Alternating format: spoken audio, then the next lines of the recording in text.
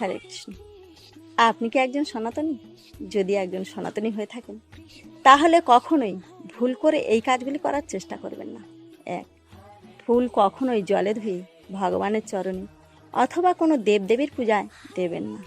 দুই, গাছ থেকে কখনোই কুঁড়ি ফুল তুলে ভগবানের চরণে বা ভগবানের পূজায় ও কোনো দেবদেবীর পূজায় দেবেন না। তিন, বাসি ফুল কখনো ভগবানের পূজা ও দেবদেবীর পূজায় লাগানো উচিত। চার, বাড়িতে যদি ফুলের গাছ না থাকে তাহলে অন্যের গাছ থেকে চুরি করে, অর্থাৎ না বলে ফুল আনবেন না, বলে তবেই আনবেন।